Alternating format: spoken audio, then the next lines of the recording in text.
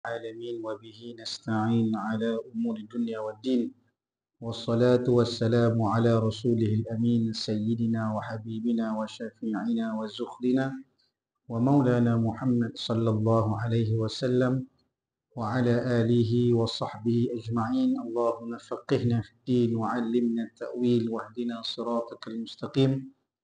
أما بعد، Memulakan Tuan Imam suruh pimpinan Surau At-Tanwir Tamarin 3 Batu Kif.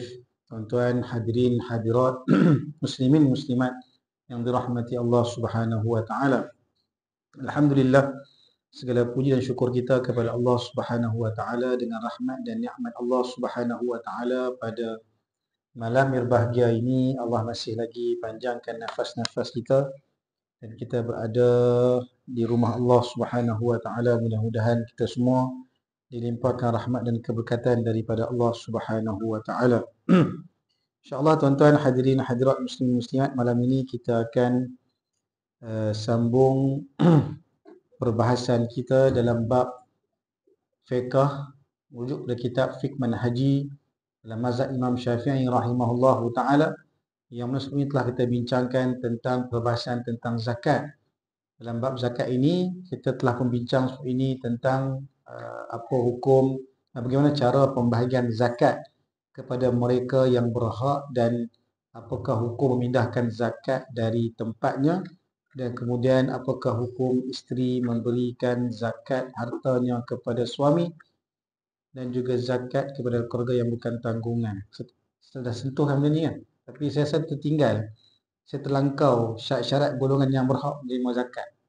Saya sebut tentang Islam, tidak mampu berusaha, bukan tanggungan pembayar zakat. Tak sebutkan, saya terlangkau sana. Mungkin tadi kipas melangkaukan muka surat tersebut, dia terus jam kepada isteri memberikan zakat hartanya kepada suami. Jadi tuan-tuan, kita ada sikit lagi perbahasan sebelum kita menghabiskan perbahasan zakat tentang siapakah golongan yang berhak menerima zakat.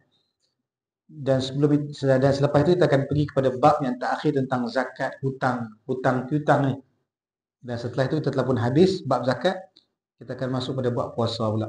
Bila nak puasa nanti insya-Allah. Baik.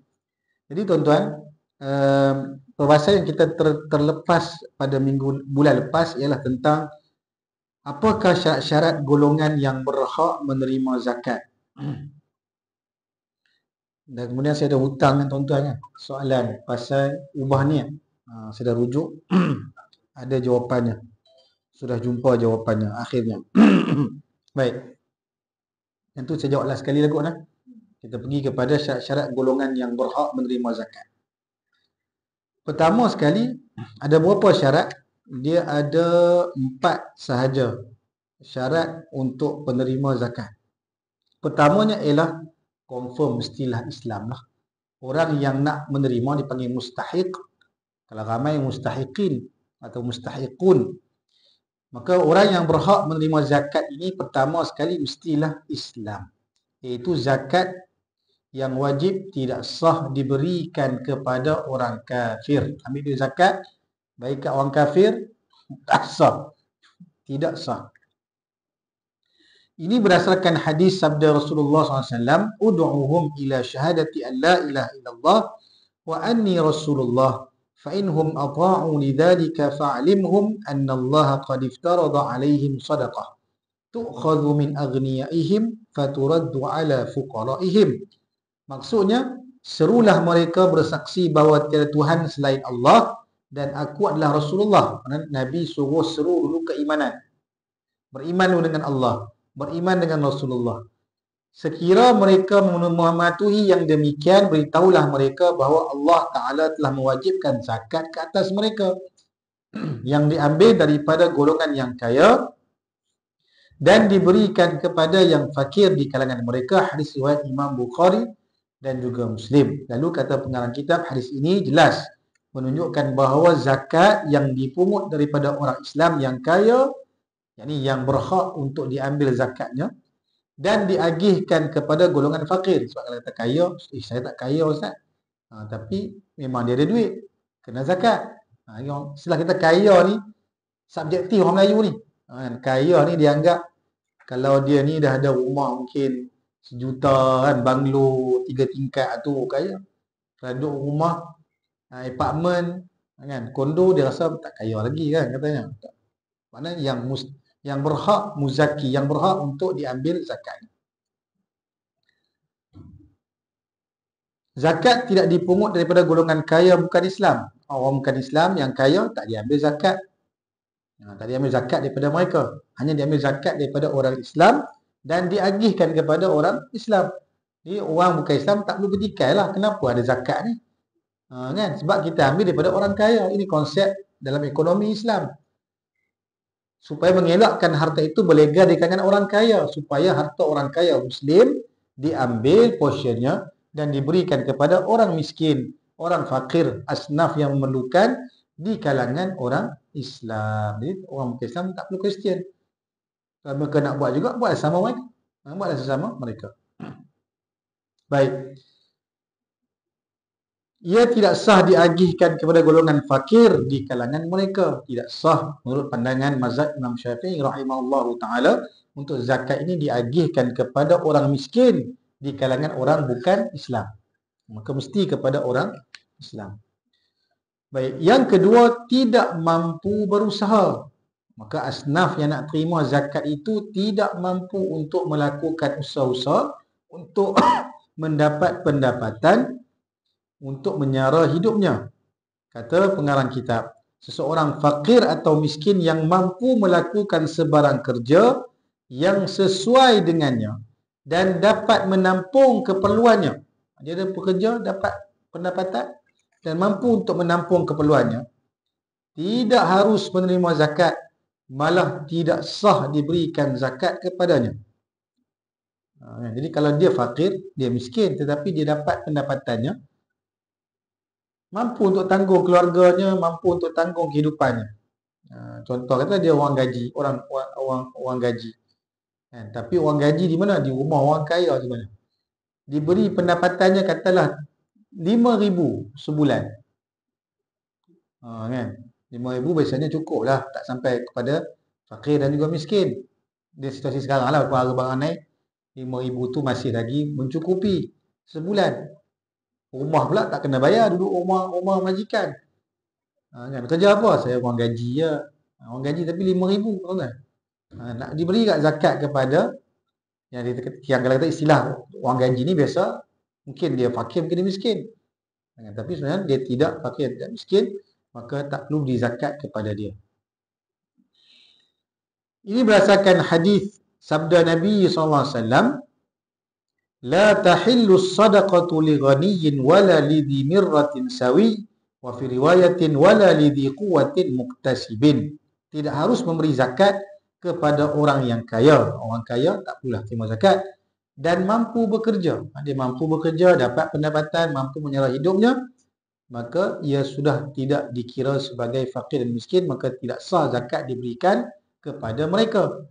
Tapi kalau dia bekerja tapi pendapatannya 1,000 saja, maka dia masih miskin, dia perlukan, maka diberikan zakat kepada mereka. Walaupun dia mampu bekerja, tapi itu hanya kadar yang dia dapat dengan usaha yang dilakukan. 8 jam bekerja, 1,000 dia dapat. 1,500 ataupun 1,400.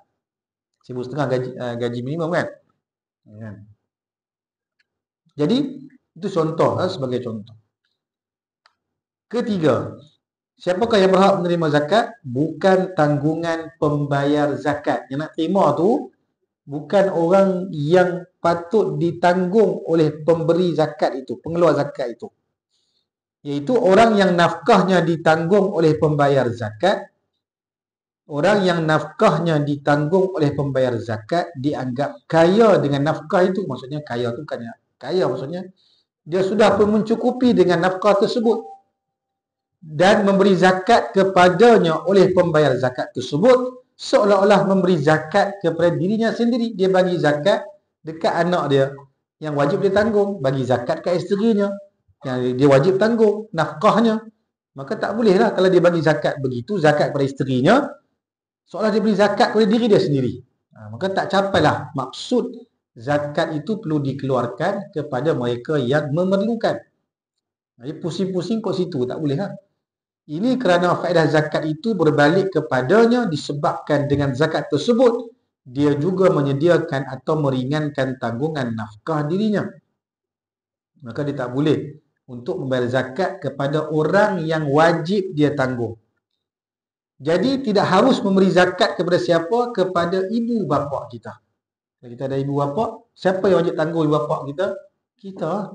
Anak wajib menanggung ibu bapa. Walaupun ibu bapa ada pencen, kan? Ada pencen, ada pendapatan, maka tanggungjawab anak-anak untuk menanggung ibu bapa. Anak-anak yang sudah berkemampuan untuk menanggung lah, yang untuk bekerja. Jangan fikir, oh saya baru darjah 6 boleh tanggung mak ayah. Tak, bukan. Ni yang dah bekerja, yang boleh mencari nafkah, maka tanggungjawab ibu dan ayah ditanggung nafkahnya oleh anak. Datuk, nenek dan kerana nafkah mereka adalah tanggungjawab yang wajib ke atas anak dan cucunya. Kalau kita mak ayah tak ada, kita ada atuk kita, nenek kita yang jaga kita, bela kita daripada kecil. Setelah kita besar, wajib kita menanggung nafkah kepada datuk dan nenek kita. Baik. Begitu juga zakat tidak harus diberikan kepada anak-anak dan cucu cicitnya. Kita ada anak, bagi zakat kat anak kita. Nah ni zakat. Zakat abah tahun ni boleh bagi kat abang long. Tak boleh lah. Itu patut kita bagi nafkah dekat dia, bukan zakat. Okay. Cucu ada cucu, nak bagi zakat kat cucu lah. Tak boleh. Tak boleh. Begitu juga zakat tidak harus diberi kepada anak-anak dan cucu cicitnya, sama ada lelaki atau perempuan, masih kecil atau dewasa, yang tidak siuman atau sakit yang lama. Sekalipun tidak siuman ataupun sakit lama, dia sakit, maka tidak harus bagi zakat kepada tanggungan kita ni, termasuk cucu ataupun cicit kalau ada. Ini kerana nafkah mereka adalah tanggungjawab yang wajib atas bapa mereka. Seterusnya, zakat tidak harus diberi kepada isteri. Sama bagi zakat kat isteri. Yang ni duit zakat abang tahun ni ambil. Kan? Abang tak nak bayar lah kat pusat zakat, bayar kat ayang, tak boleh. Tidak boleh, tidak harus. Walau bagaimanapun, sekiranya mereka bukan, kerana nafkahnya juga wajib atas suaminya. Kenapa tak boleh? Sebab suami wajib bagi nafkah pada isteri. Walau bagaimanapun, sekiranya mereka bukan daripada golongan fakir atau miskin, seperti golongan berhutang atau golongan musafir, penanggung nafkah mereka harus memberi zakat harta kepada mereka sebagai golongan tersebut. Mana dia ni mungkin dia bukan asnaf, bukan fakir, bukan miskin, tapi mungkin disebabkan dia bermusafir, terputus bekalan, maka boleh tak boleh kita yang wajib tanggung nafkah untuk bagi zakat? Ada pendapat yang mengatakan mengharuskan, harus memberi zakat, namun bukan atas dasar fakir dan juga miskin. Baik, itu syarat yang ketiga. Yang keempat ialah penerima zakat tersebut bukan keturunan Bani Hashim dan juga Bani Al-Muttalib. Zakat tidak harus diberi kepada keturunan Hashim dan Al-Muttalib berdasarkan hadis Nabi. Rasulullah SAW telah bersabda, "Inna hadhis sadaqat innama hiya awsakhun nas wa innaha la tahillu li Muhammadin wa la li ali Muhammadin." Apa maksudnya? Nabi kata ini ialah harta zakat. Ia adalah umpama daki, kotoran daripada harta manusia. Kita ada harta, bila kita keluar zakat, zakat itu umpama seperti kotoran yang terdapat pada harta kita. Ia tidak halal bagi Nabi Muhammad dan ahli keluarganya. Maka zakat ini, kata Nabi, tidak halal bagiku dan juga bagi keluargaku, kata Nabi Muhammad SAW. Hadis sahih riwayat Imam Muslim. Maka sebab itulah kenapa Nabi tidak mengambil zakat dan juga ahli keluarga Nabi tidak mengambil zakat pada zaman tersebut. Di samping ada hadis yang selanjutnya daripada Abu Hurairah radhiyallahu anhu, katanya, "Akhadha al-Hasan bin Ali radhiyallahu anhuma tamratan min tamri sadaqah faja'ala fihi faqala an-nabiy sallallahu alaihi wasallam kikh ataupun kakhin liyatrahaha thumma qala amma sya'arta anna la na'kul as-sadaqah. Kata maksudnya Sayyidina Al-Hasan bin Ali radhiyallahu anhuma wa alaihi wassalam mengambil sebiji daripada tamar zakat. Satu hari Sayyidina Hasan, cucu baginda Nabi, ambil buah tamar. Tamar itu daripada hasil zakat. Ada bincang kan, zakat ada zakat kurma. Buah-buahan ada kurma dan juga kismis. Dan memasukkan ke mulut Sayyidina Hasan. Lalu Nabi SAW berkata, dia sebut tadi kakhin ataupun kah. Maksudnya janganlah, maksudnya jangan. Supaya dia mengeluarkan. Jangan, stop. Bukan itulah bahasa kita kan, faham. Supaya dia tidak masukkan ke dalam mulutnya dan mengeluarkannya. Jangan makan. Kemudian baginda Nabi bersabda, apakah kamu tidak sedar bahawa kita tidak boleh makan harta zakat? Maka ini dalil merujuk kepada larangan Nabi bagi keluarga Nabi SAW daripada keturunan Bani Hashim dan juga Bani Al-Muttalib untuk tidak menerima zakat. Karena keluarga Nabi Muhammad SAW itu adalah keturunan Hashim dan juga Al-Muttalib. Baik, namun begitu, bagaimana hari ini? Pendapat para ulama dan ijtihad para ulama menyatakan kepada kita bahawa keturunan Hashim dan Bani Al-Muttalib pada masa ini harus diberi zakat. Ini ketika zaman Nabi SAW, Nabi melarang, tak boleh ambil. Namun hari ini, ketika ini harus untuk mereka ini diberi zakat sekiranya mereka termasuk dalam golongan yang berhak menerimanya. Asnaf yang 8 tu kalau ada, maka berhak menerimanya. Oleh yang demikian, tidak memberikan mereka zakat bermaksud melupuskan bahagian mereka. Sedangkan mereka berhak untuk mendapat kerana mereka, kalau mereka statusnya asnaf, maka mereka berhak mendapat selama mana mereka tiada lagi diberikan 1/5 harta rampasan. Dulu ada 1/5 harta rampasan, humus, rampasan perang, yang dijadikan hak bagi mereka sebagai ganti zakat. Kenapa harta rampasan perang tak jadi kotoran? Itu tak boleh nak jawab kan tuan-tuan. Itu syariat yang telah ditentukan oleh Allah Ta'ala dalam Quran. Walillahil khumus kan. Bagi Rasulullah tu ada 1/5 untuk dapat harta rampasan perang. Apa itu harta orang kafir dirampas, tapi boleh dibagikan kepada baginda Nabi. Nabi ambil tu bukan Nabi makan untuk perut Nabi ya tuan-tuan. Nabi dapat harta rampasan itu, Nabi agih pula kepada orang Islam yang lain. Nabi bukan tamak harta tuan-tuan. Nabi guna hanya sekadarnya, secukupnya sahaja. Baik. Firman Allah Ta'ala surah Al-Anfal, wa'alamu annama ghanimtum min syai'in fa'anna lillahi khumusahu walil rasuli walidhil qurba wal yatama wal masakin wa banis sabil. Dan ketahuilah bahawa apa sahaja yang kamu dapati daripada sebahagian harta rampasan perang, maka sesungguhnya 1/5-nya dibahagikan untuk jalan Allah dan untuk Rasulnya dan untuk kaum kerabat Rasulullah dan anak-anak yatim dan orang-orang miskin serta ibnu sabil, orang musafir yang terputus bekalannya. Ini surah Al-Anfal ayat 41. Dan juga ada hadis Nabi SAW daripada Jubair bin Mut'im radhiyallahu anhu, katanya, masyaitu ana wa Uthman ibn Affan ila Rasulillah sallallahu alaihi wasallam faqulna ya Rasulullah a'taita banil Muttalib wa taraktana wa nahnu wa hum minka bimanzilatin wahidatin. Faqala Rasulullah sallallahu alaihi wasallam innama banul Muttalib wa banu Hashim syai'un wahid. Apa maksudnya? Aku bersama-sama Uthman bin Affan. Ini kata Jubair bin Mut'im. Aku bersama dengan Uthman bin Affan radhiyallahu anhu menemui Rasulullah dan bertanya, wahai Rasulullah, engkau berikan harta rampasan perang kepada keturunan Muttalib sahaja dan kami engkau tinggalkan. Sedangkan keturunan kami dengan mereka satu kerabat dengan engkau. Rasulullah SAW menjawab, sesungguhnya kedudukan keturunan Hashim dan Muttalib adalah sama. Jadi ini menunjukkan bahawa keturunan Nabi sama ada daripada Bani Hashim ataupun Bani Muttalib, kedua-duanya adalah daripada keturunan Nabi sallallahu alaihi wasallam. Baik. Kemudian memberi zakat kepada penanggung nafkah. Apa hukum bagi zakat kepada penanggung nafkah?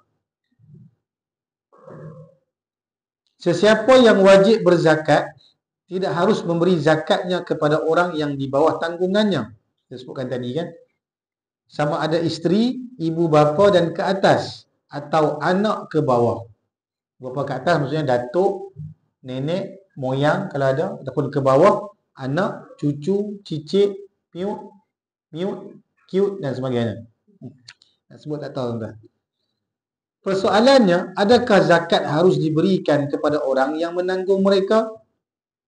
Ada dua huraian. Pertama, jika pendapatan penanggung nafkah mencukupi untuk menanggung mereka, zakat yang diberikan kepadanya tidak dikira kerana dia dianggap kaya dengan nafkah yang dimilikinya. Kalau dia bagi, sama macam tadi, dia telah memberi nafkah untuk diri dia sendiri.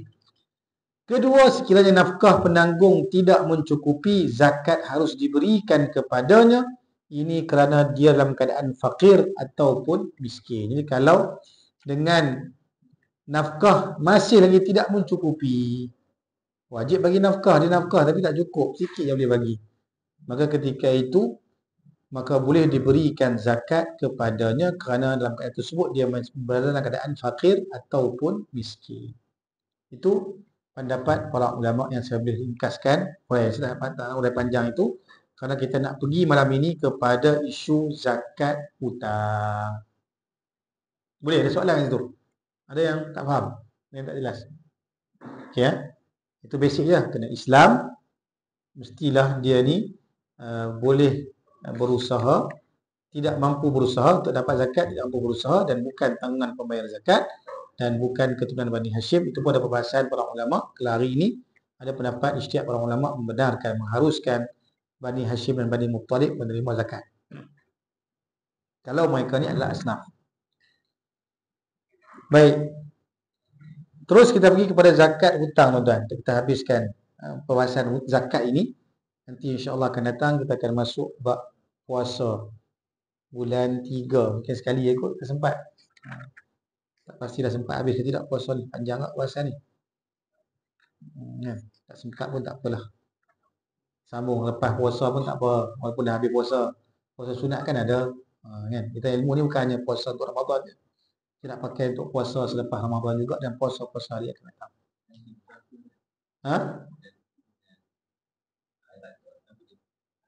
Pusaka boleh juga. Kan? Tengoklah kita bincang. Kalau ramai setuju, boleh. Kalau kata nak juga faraid itu, kita kena urai faraid jugalah sebelum. Sebab faraid ni dah masuk puasa tak sempat lah. Puasa masih sempat lagi, kita ada kuliah satu lagi bulan depan. Baik. Wajib zakat hutang. Hutang ni wajib tak kita bayar zakat? Bayar zakat. Kita ada hutang. Sama ada hutang, kita bagi hutang dengan orang ataupun kita yang berhutang. Ada perbahasannya.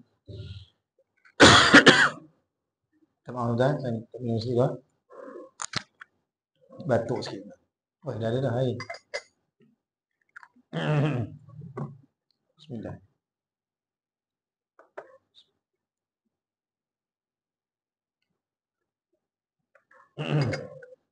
Baik. Pemiutang. Kita bincang dulu tentang pemiutang. Pemiutang ni apa? Bahasa prinsip akaun ni pemberi hutang lah. Pemiutang ialah pemberi hutang, orang yang memberi hutang ataupun orang yang minta hutang. Minta ni maksudnya minta kutip hutang menuntut hutang.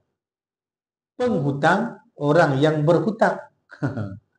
Mana orang yang kekurangan duit, dia perlukan hutang, dia pergi minta hutang untuk dapatkan hutang.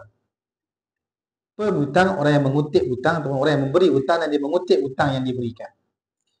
Baik, pemiutang yang cukup nisab hutangnya. Cukup nisab hutangnya. Tengoklah pada rekod kita hari ini di wilayah berapa, di Selangor berapa. Kita bagi hutang dan memang cukup nisab hutang tersebut. 30,000 kata pun, 25,000 kita katakan. Dah lebih tu nisab. 25,000 hutang kita bagi kat orang. Maka cukup nisab hutangnya sahaja atau bersama harta yang lain ataupun dicampurkan dengan harta yang lain. Mungkin hutang ni 20,000. Campur dengan harta dia yang lain, duit dalam akaun bank dia, berapa duit dalam akaun A, B, C, D, campur semua 30,000. Kan? Itu maksudnya sama ada hutang saja ataupun bercampur dengan hutang dengan duit yang lain, maka cukup nisabnya, wajib mengeluarkan zakatnya apabila genap tempoh setahun sama ada dengan zakat harta yang dimilikinya.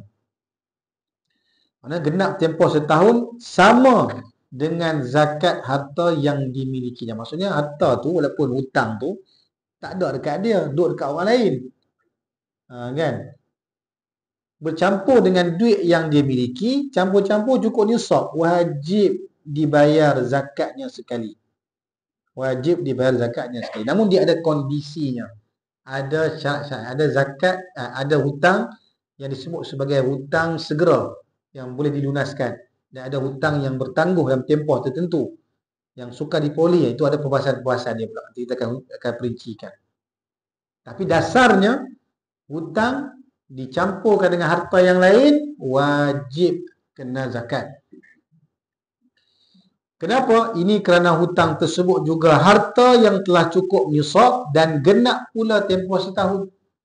Dia bagi hutangnya kepada kawan dia Januari, kan, cukup sampailah Disember, 12 bulan. Kemudian dia bagi Disember, ataupun dia bagi awal Januari sampai Disember, cukup setahun. Campur dengan harta lain, wajib kena zakat. Wajib kena zakat. Kerana hutang tersebut juga harta yang telah cukup nisab dan genap pula tempoh setahun, maka wajiblah zakatnya dikeluarkan. Adapun hutang yang masih belum diterimanya semula, contoh Ustaz, duit tak dapat lagi, kan, duduk dekat Abu. Ada nama Abu? Tak ada kan? Ni anak Ali kan? Abu. Duduk kat Abu tu. Adapun hutang yang masih belum diterimanya semula, tidaklah menghalang wajibnya zakat. Tak dapat lagi Ustaz duit tu, kena zakat juga? Ya, prinsipnya kena zakat. Kenapa? Ini samalah dengan perniagaan yang tidak nyata, tijarah ghaibah. Tijarah al-ghaibah ini mungkin tak dapat kat kita, mungkin duduk dekat negara mana ke, kan, duduk kat negara lain, tapi tu bisnes kita, kan, maka tetap kena zakat juga, tijarah al-ghaibah. Ataupun harta wadi'ah, harta kita letak pada dekat orang lain, kan, serah kat orang lain. Harta kita mungkin ada orang lain pegang harta kita, ataupun investment dan sebagainya, sama dia panggil, walaupun kita tak memilikinya, tapi harta tu harta siapa? Harta milik kita.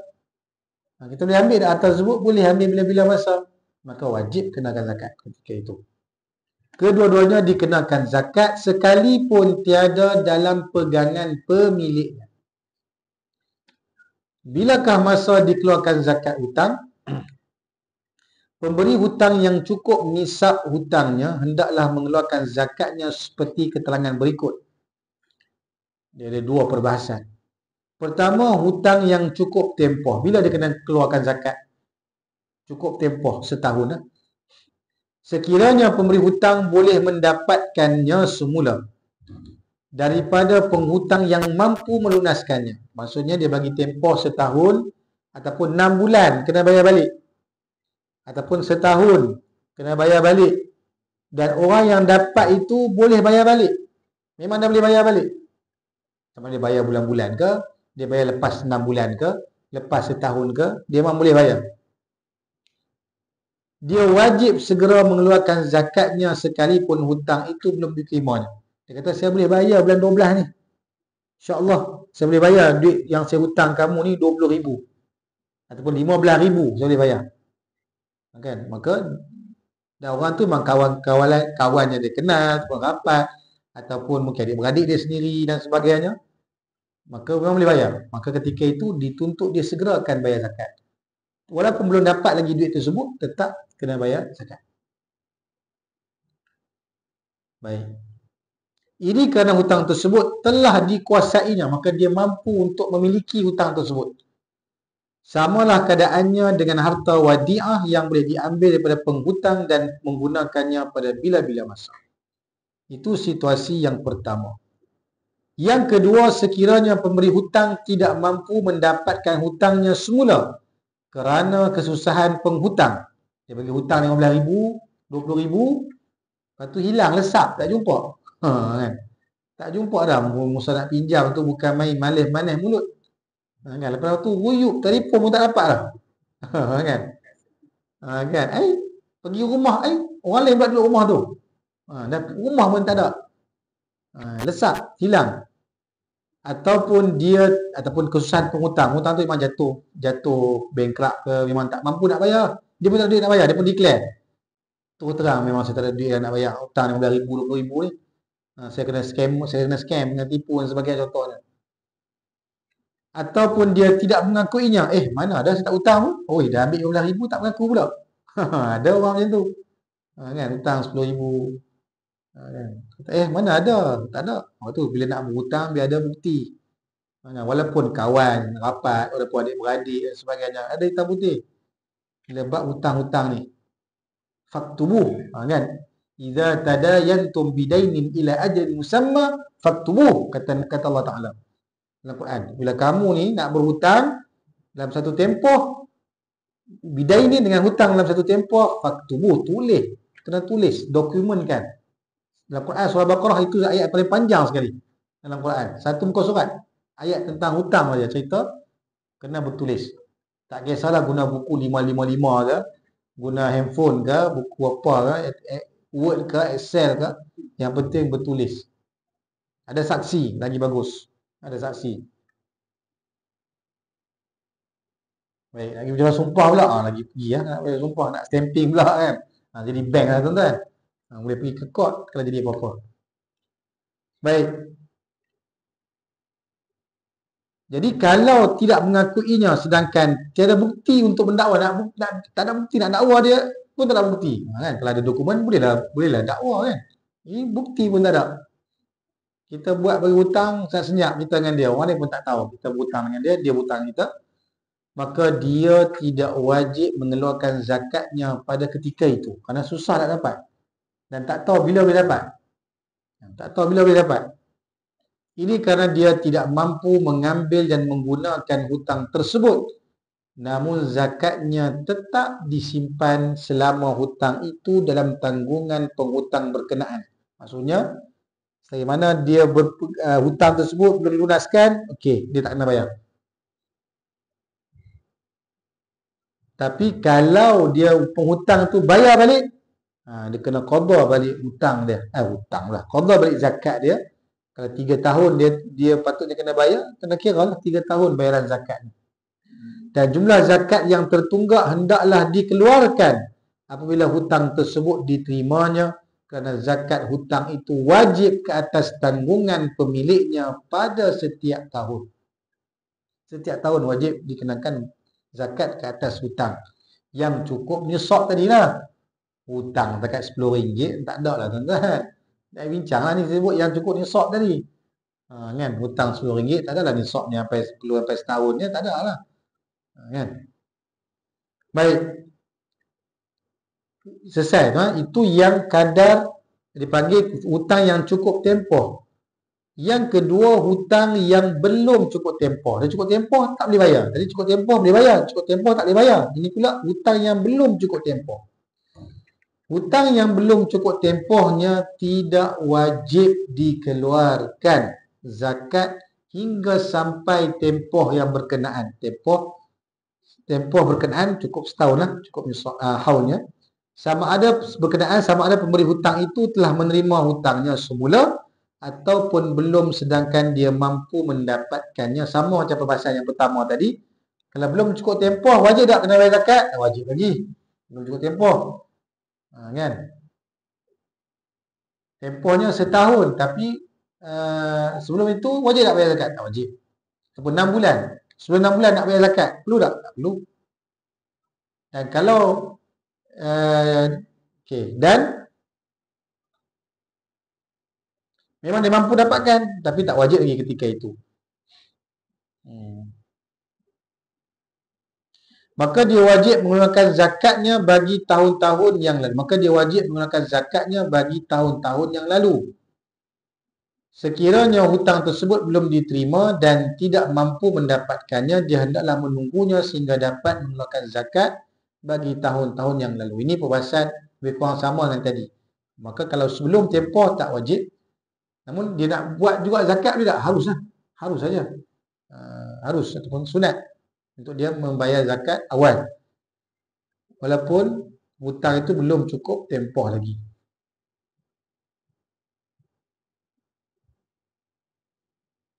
Baik. Boleh faham itu? Dia ada zakat. Ini zakat untuk pemiutang, orang yang beri hutang. Seterusnya wajib zakat harta orang yang berhutang.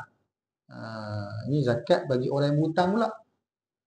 Pemilik harta zakat yang cukup nisabnya dan telah genap setahun dalam pemilikannya wajib mengeluarkan zakat mengikut cara-cara yang telah dinyatakan, sekalipun mempunyai hutang yang sama nilai dengan hartanya atau yang mengurangi nisab.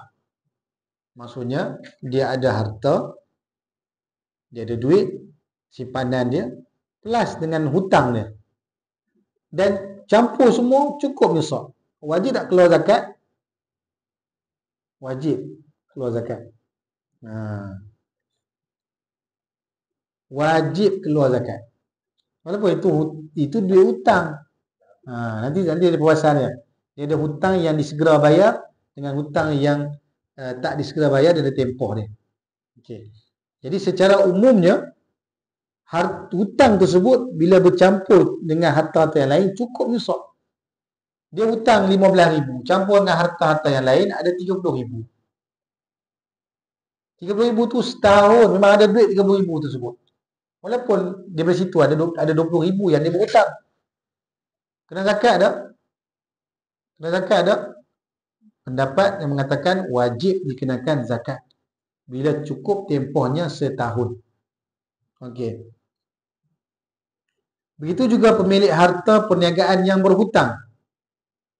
Dia ada perniagaan dan dia berhutang. Bila cukup nisab dan genap tempoh setahun dalam pemilikannya, dia wajib mengeluarkan zakat perniagaan yang dikuasainya, termasuk modal. Dia ada modal campur dengan modal tolak untung dapat keuntungan. Modal tolak belanja dapat untung. Kan? Modal tolak kos dapat untung. Dan bila dicampurkan keuntungan tersebut cukup nisabnya dan ada di situ hutang yang kena bayar. Kan ada hutang kena bayar, maka tetap dikenakan wajib zakat pada termasuk hutang-hutang tersebut. Kewajipan berzakat tidak terhalang oleh tanggungan hutangnya sendiri. Bila ada hutang campur dengan harta yang lain, keuntungan-keuntungan dia tetap wajib dikenakan zakat juga. Apabila zakat wajib pada harta itu, ia menjadi milik golongan yang berhak menerimanya sekalipun harta tersebut masih di tangan pemiliknya. Kan patutnya ini patut bayar hutang ni. Hutang kena bayar juga, zakat kena juga, zakat kena juga.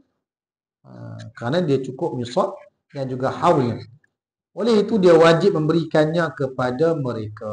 Ini berdasarkan hadis Uthman bin Affan radhiyallahu anhu berkata, "Hadza syahru zakatikum faman kana 'alaihi daynun falyu'addi dainahu hatta tahsula amwalukum fatu'adduna minhu zakat." Kata Sayyidina Uthman bin Affan, ini adalah bulan kamu berzakat. Sesiapa yang berhutang, tunaikanlah hutangnya supaya kamu mendapat harta kamu dan dapat pula menunaikan zakat daripadanya.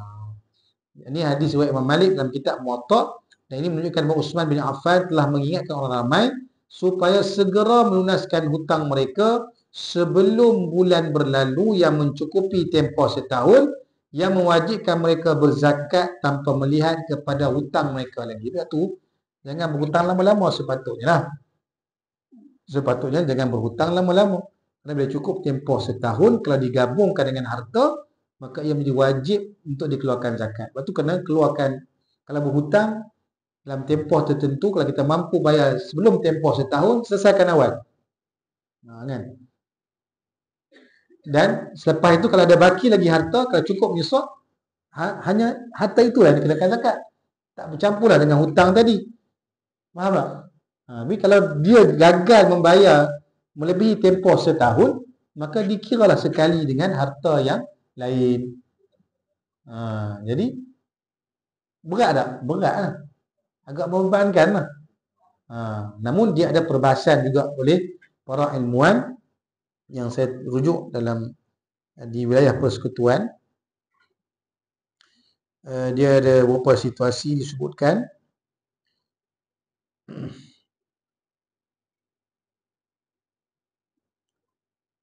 Dipanggil hutang yang hutang semasa.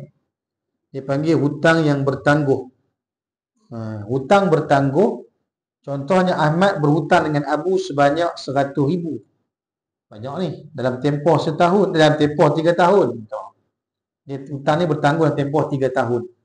Ahmad setuju untuk bayar hutang Abu secara ansuran sebanyak 1,000. Setiap bulan bagi mengurangkan jumlah hutangnya nak bayar. Macam mana ni, takkan nak bayar segelepuk 100,000. So saya bayar sikit-sikit lah, sebulan 1,000 bayar.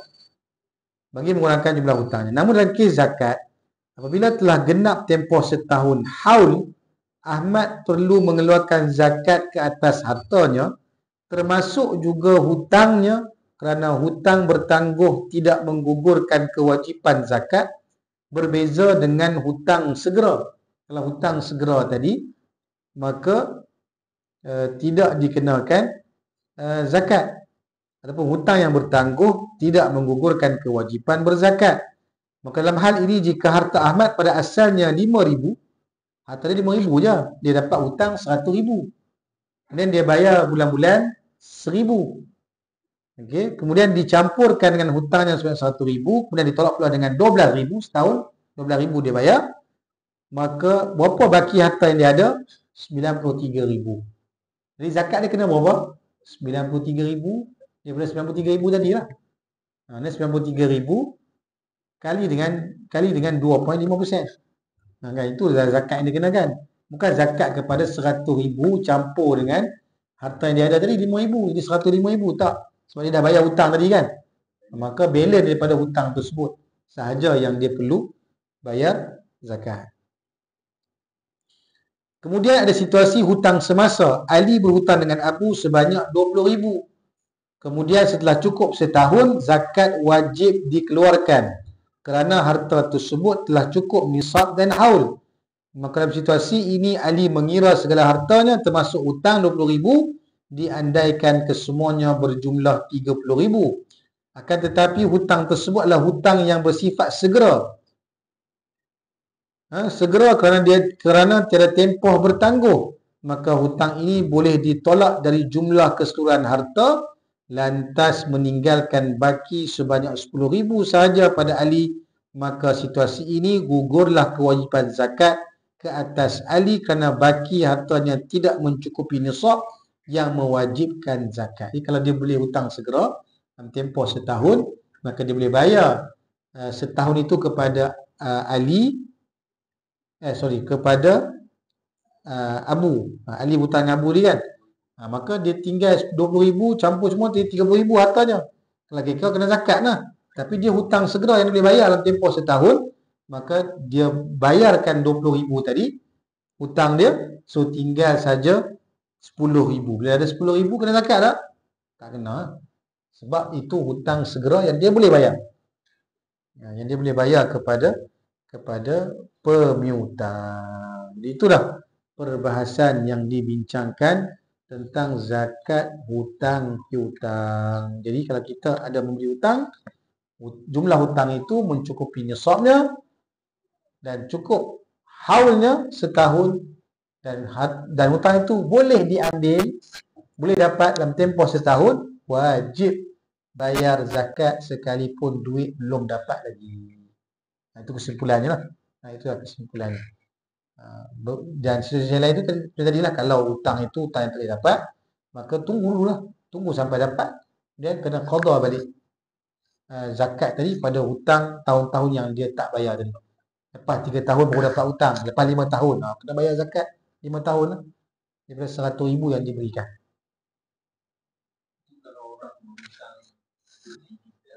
Hmm.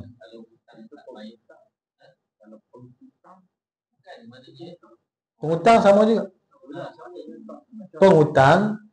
Penghutang kalau dia ada hartanya atau dia hutang tersebut dalam tempoh setahun haulnya dan nisabnya mencukupi, dan dalam tempoh itu dia tak segera bayar hutang tersebut kepada pemihutang, kena zakat tak? Kena.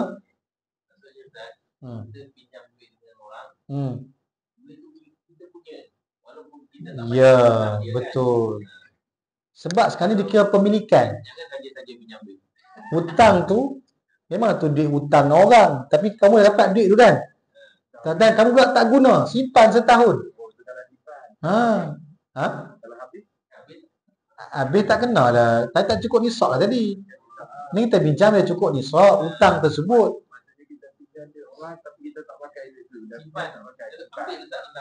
Kita ada hutang itu pula cukup nisabnya dan cukup haulnya, tak guna pun duit tu. Lepas tu kena tak zakat? Kena. Sebab dia kira harta yang dimiliki. Contohlah. Kan dia nak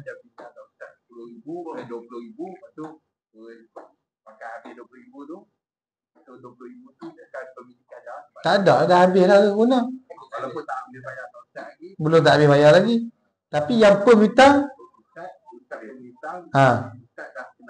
kena bayar kalau memang boleh dapat duit daripada penghutang. Kalau ada pemilikan, kalau penghutang dah bayar tu dapat-dapat. Kalau cukup tak kena bayar. Ya. Duit tu kena 2 kali ya zakat. Mana orang yang pinjam kena zakat. Itu kalau situasi dia tak guna duit tersebut. Orang yang bagi pinjam tadi, walaupun dia tak dapat balik duit dia kena bayar zakat. Orang yang pinjam tu dia kena bayar juga atas zakat tu. Betul. Dalam macam tu sekarang ni terlampau banyak ni kan produk-produkan macam hutang ASB. Bulan-bulan bayar, duit belum pemilikan. Habis bayar baru dapat punya. Kan? Okey. Tak dapat lagi. Duit belum dapat lagi. Kita bayar bulan-bulan saja. Itu kita buat pembiayaan, kita panggil pembiayaan SB. Kan, pembiayaan SB. Maka dalam bab SB ni dia kena zakat. Dia ada zakat untuk SB ni. Cuma saya tak tengok detail tentang zakat SB ni.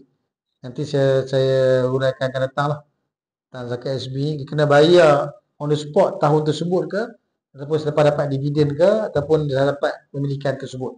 Sebab kalau macam duit kita tinggi sampai kena zakat. Betul? Dia beza dia cuma konsep kita bayar bulan-bulan je. Duit kita bulan-bulan ambil konsep dia tetap sama. Iaitu kita ada amount tu dalam SB tu lah. Zakat SB tu yang kena kan. Zakat pembiayaan tu tak dikenakan. Zakat pembiayaan tu mana ada zakat pembiayaan.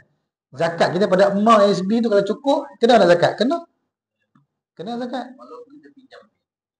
Maksudnya pembiayaan kita tapi bukan zakat ke atas pembiayaan itu, zakat kepada pemilikan SB tu. Jadi kalau kita buat pembiayaan loan SB 20,000, 25,000 dah cukup tak. So kita bayar walaupun belum habis, tapi kita dah ada dia 25,000. Kena zakat. Ya. Jadi dia ada potong zakat kena buat sendiri kan.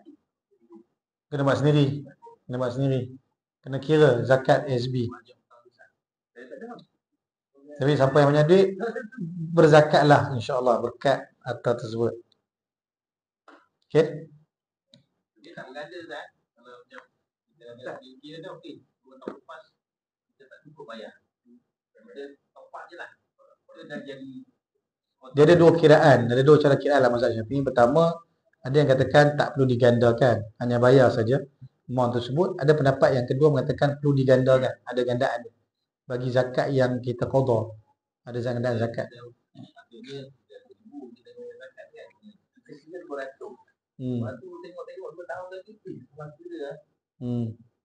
Topak je lah. Bayar topak lah.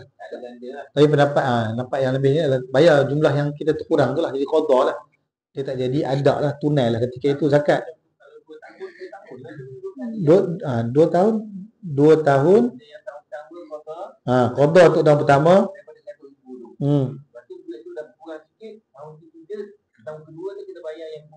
Betul. Betul.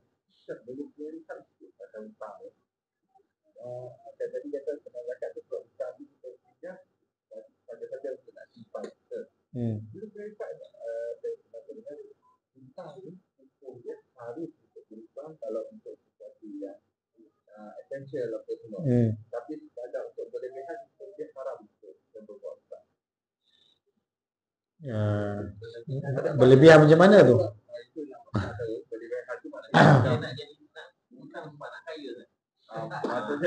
Hutang ni dia hukumnya adalah harus sekiranya ada keperluan, dibolehkan. Harus ni mana dibolehkan dan dia mampu untuk bayar balik. Boleh tak? Boleh. Sekiranya dia ada kemampuan untuk bayar balik, nak buat untuk apa pun silakan. Dengan syarat dia mampu bayar balik. Jangan pinjam tapi tak mampu bayar, tak boleh. Itu dia tu haram. Haram kerana dia gagal melunaskan hutang-hutangnya. Kan? Jadi selagi mana dia mampu bayar, dia nak guna untuk apa pun adalah sesuatu yang diharuskan. Harus berhutang atas keperluan ataupun perlu ataupun keperluan ataupun kehendak. Kehendak. Kan? Beli kereta.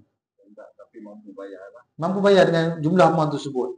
Boleh tak? Boleh lah. Dalam Islam benarkan.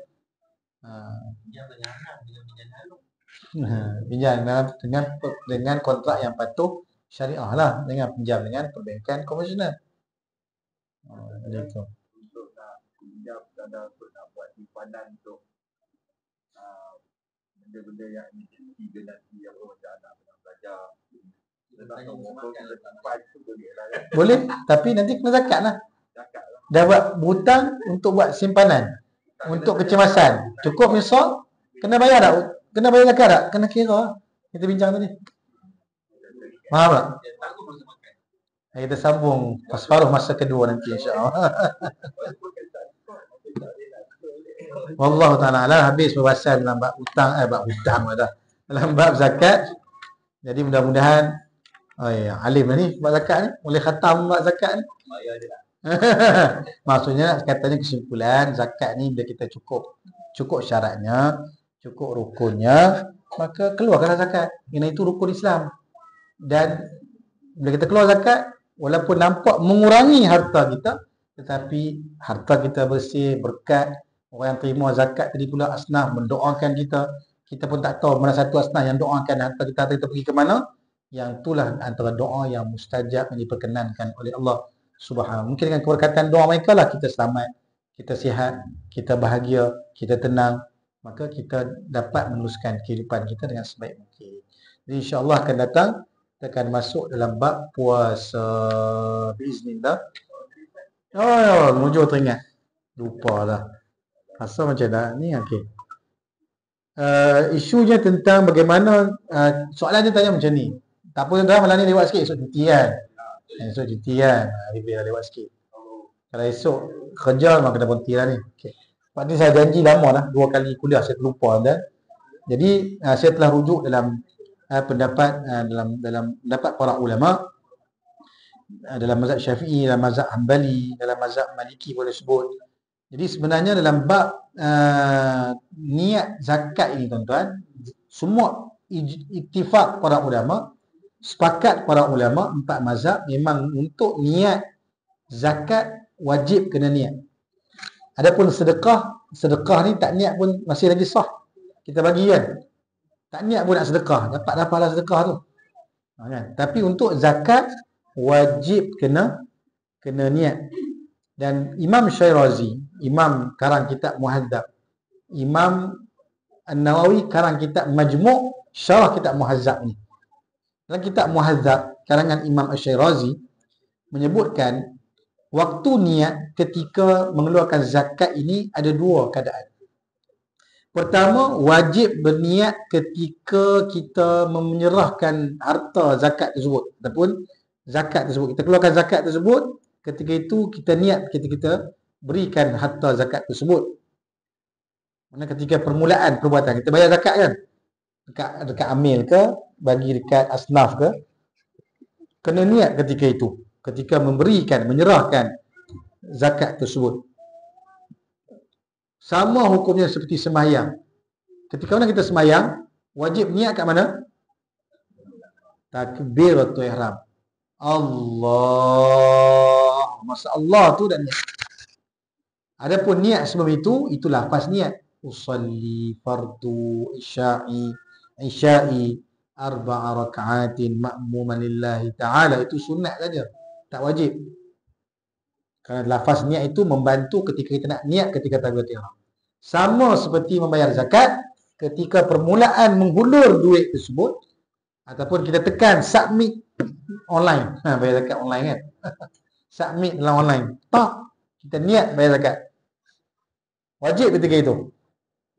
Kalau tak niat, tak dikira bayar zakat ketika itu. Tak dikira zakat ketika itu. Kena niat. Yang keduanya, harus untuk takdim an-niyah, kita mendahulukan niat sebelum daripada perbuatan tersebut. Kerana kita mewakilkan. Contoh kita wakilkan kat siapa? Abang Long, ni duit zakat abah, tolong bayar zakat kat Amir ya. Kita dah niat dah ketika itu. Zakat belum bayar lagi. Boleh tak boleh? Harus. Yajuz taqdimun niyyah. Harus mendahulukan niat sebelum perbuatan membayar zakat tersebut. Kenapa? Sebab adanya wakil di situ. Berbeza dengan sembahyang, tak boleh lah. Kan? Sembahyang memang kena ketika itu. Tapi zakat boleh wakil. Maka boleh diniatkan, ditakdimkan, didahulukan niat sebelum perbuatan. Dan sama pendapat dalam mazhab Hambali, Ibnu Qudamah mengatakan dalam kitab Mughni, harus untuk mendahulukan niat daripada menyampaikan adab dengan tempoh yang lebih kurang tempoh tertentu lah. Okey. Kemudian, barang siapa yang mengeluarkan harta dengan niat sedekah, selepas itu tak boleh dia niatkan untuk zakat. Yang ni tak boleh. Tak boleh. Selesai. Dah keluar duit, niat sedekah. Tidak harus untuk dia mengiranya selepas itu dah balik rumah. Patutnya zakat tadi ni, awak boleh sebut sedekah, niat sedekah. Tak boleh. Dah dikira sedekah, tak dikira niat.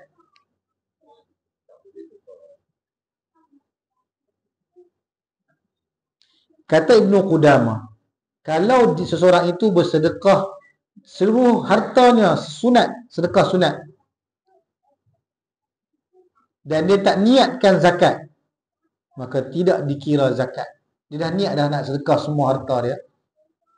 Lepas tu kata, sepatutnya buat zakat tadi, tapi dah bayar dah. Dah selesai, dah serah, terima dah. Asnaf dah ambil dah tuan. Kan?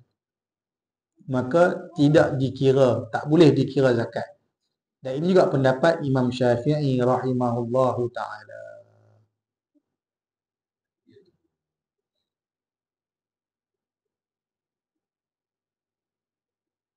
Namun ada perbahasan menyebutkan, kalau kamu niat dengan harta itu sedekah, kemudian kamu ubah niat kamu selepas itu dengan niat untuk membayar zakat, ketika nak bagi kepada fakir, mula rasa nak sedekah. Niat sedekah lah. Terus sampai aku teringat, zakat tu lepas tak bayar lagi ni. Kan? Terus masa bayar tu niat zakat. Tu boleh. Ubah niat ketika mana belum lagi diberikan kepada asnaf, maka boleh. Boleh lagi ubah. Tapi dah dapat, selesai, majlis pun dah habis, tak dikira, tak boleh tukar niat. Niat tak boleh tukar. Tak boleh tukar. Ya, sebab itu. Ataupun dia awal, boleh. Tapi dah lepas, nak reverse balik, tak boleh. Telajak perahu boleh diundur. Telajak niat tak boleh undur. Walaupun mewakilkan. Kalau tak serah lagi boleh. Selagi belum diserahkan. Tadi takdim tadi hanya harus, sunat ataupun harus saja ditakdimkan. Namun selagi belum diserahkan kepada fakir miskin, maka boleh lagi berubah ketika itu niat, boleh. Selagi belum dapat lagi kepada asnaf tadi ataupun dapat pada amil. Amir pula ada sistem kan. Tiba dia bayar pun campur lah semua. Susah lah nak asingkan. Okey. Kemudian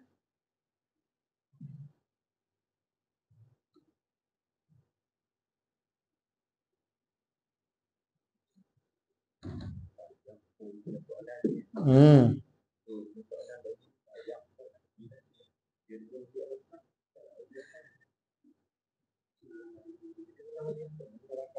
Rakam kan? Ada pendapat juga ada menyebutkan kalau kita bagi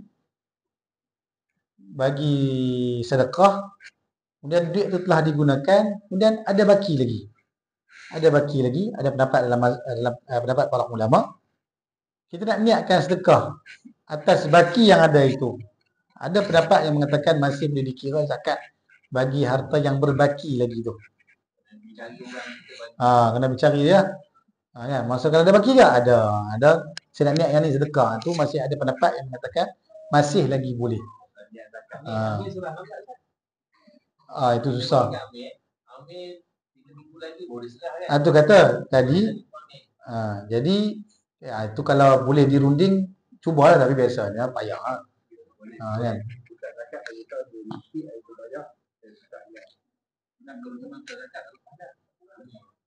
Kan? Jadi kalau boleh buat silakan. Yang paling mudah sekali senang. Sebelum kita nak buat suatu ibadah tu, fikir habis-habis. Fikir siap nak buat apa? Nak zakat ke sedekah? Zakat ke sedekah? Zakat. Zakat, sebut zakat. Kan? Sebab tu kita utamakan dulu zakat. Sedekah ni kemudian lah. Bukan kemudian, maksudnya sedekah ni tak niat pun dapat pahala. Niat lagilah dapat pahala yang lebih baik. Kan? Okey, selesai menjawab persoalan tersebut. Sampaikan kepada orang yang tidak hadir. Wallahu ta'ala alam. Ini bukan senang jawab soalan tu. Kena ambil pendapat para ulama banyak.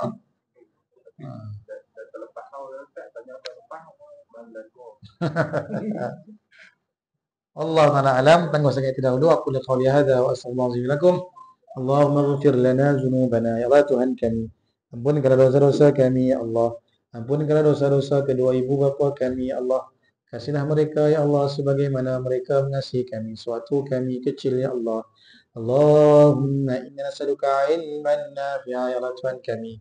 Gunakanlah kami ilmu yang bermanfaat ya Allah. Wa nas'aluka rizqan halan tayyiba. Gunakanlah kami rezeki yang baik dan halal ya Allah. Wa nas'aluka amalan mutaqabbala. Gunakanlah kami amalan yang diterima olehmu ya Allah. Allahumma ja'al khaira umrina akhirah. Ya Allah ya Tuhan kami, jadikanlah sebaik-baik umur kami pada penghujungnya ya Allah. Waj'al khaira amalina khawatimah. Jadikanlah sebaik-baik amalan kami pada penutupnya ya Allah. Waj'al khaira ayyamina yawmal qiyamah. Jadikanlah sebaik-baik hari-hari kami bertemu denganmu ya Allah. Rabbana atina fid dunya hasanah wa fil akhirati hasanah wa qina azabannar wa qina azabannar wa qina azabannar. Wa sallallahu ala sayyidina Muhammadin wa ala alihi wa sahbihi wa sallam. Subhana rabbika rabbil izzati amma yasifun wa salamun ala al mursalin walhamdulillahi rabbil alamin. Qabbalallahu minna wa minkum. Tangguh tasbih kafarah salat.